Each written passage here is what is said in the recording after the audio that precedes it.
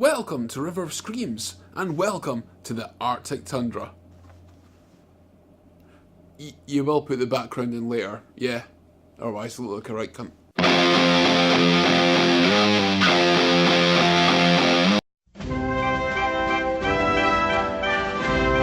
I'm sending you to California, Fort Spencer. We have 4 missing soldiers, Captain, and no bodies. We need a supportable explanation.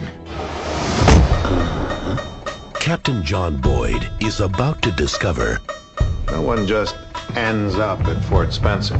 We come for a reason. One of the low periods of the American horror film is the 90s. While you had such standout films as Scream, Silence of the Lambs and Candyman, there wasn't much going between these awesome films.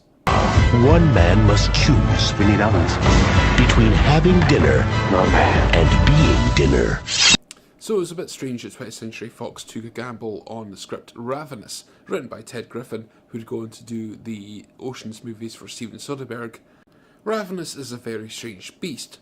Narratively, it's quite a simple plot. A disgraced lieutenant is posted at this remote, snowbound fort, and in the middle of the night, a man called Calhoun stumbles into the fort, claiming a tale of terrible murder and cannibalism amongst a group of settlers, of which he was a member of the party. Obviously drawing parallels to the Donner Party incident, but this then takes a savage turn, as it turns out Calhoun might just be the cannibal in question, and he's not really out to kill that many people, more to convert him to his cause of why cannibalism is awesome. And it's awesome because you get the strength of the people you've killed as you consume their flesh.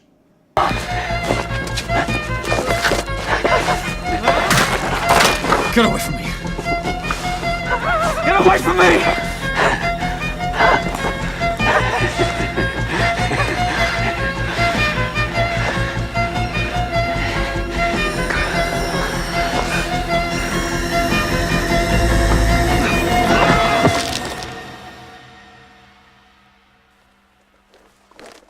The tone of Ravenous is pretty unique.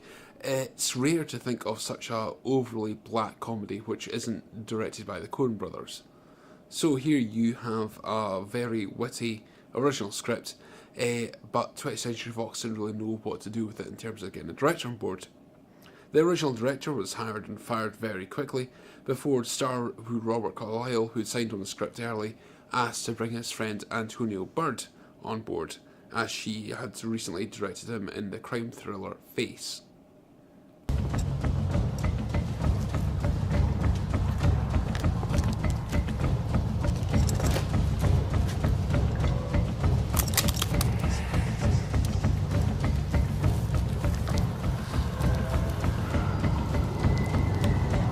Antonio Bird was parachuted in at the 11th hour and took over the reins, delivering Ravenous to be the classic it is. It does feel though the film is a classic by accident. It just happened to be a collection of people at the very top of their creative peaks, working on a film they feel passionate about and gelling off and bouncing off each other's energies.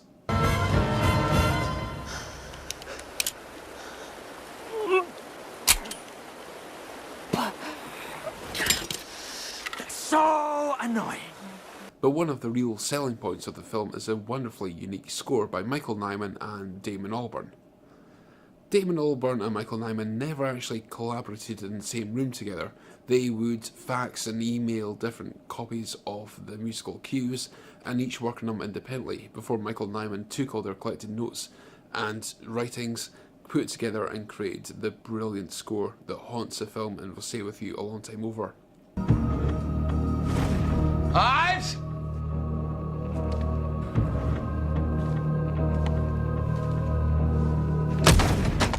It's weird that along with Ravenous, Cannibal Ferox and Cannibal Holocaust, the idea of putting a really beautiful score to the most horrendous thing you could probably do to another human being works so well.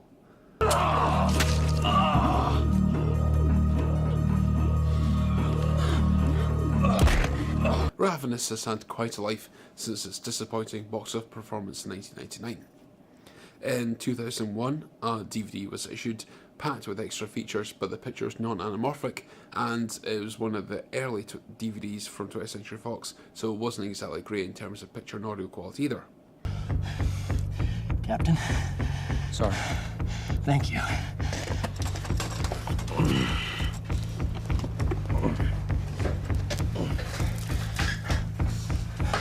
Thankfully though, this is corrected by Scream Factory, who have done their usual wonders with the materials and tried to deliver Ravenous the best possible quality they could.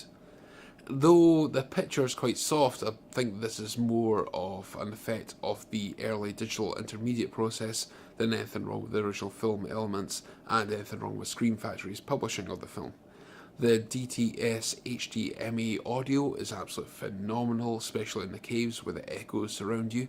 But the real star here is some of the extra features. The extra features initially look plentiful, but there's not much on the bone, so to speak.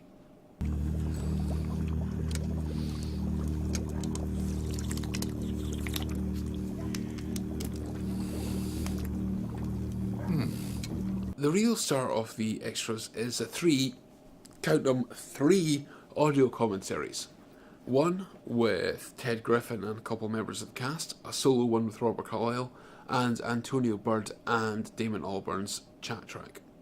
Antonio Bird and Damon Albarn's obviously probably going to be the meatiest one, because Antonio Bird has some great stories about how she was parachuted in this film and took over it and delivered it to be the film she wants.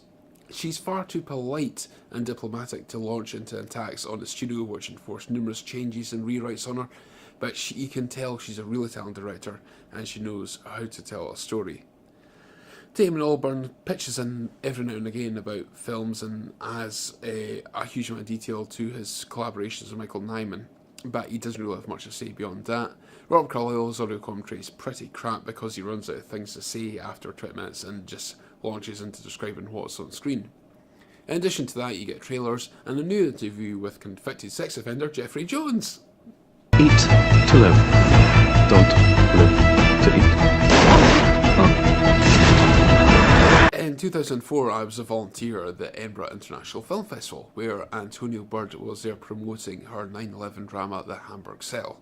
I was lucky enough to meet her and get her to sign my DVD copy of Ravenous, but she was baffled when I said that the film had a cult following amongst the horror genre. She thought it was absolutely bizarre that this little film she did basically for the money and as a favour to Robert Carlyle has taken on a life beyond most of our other films, which had far more social and political impact than Ravenous does.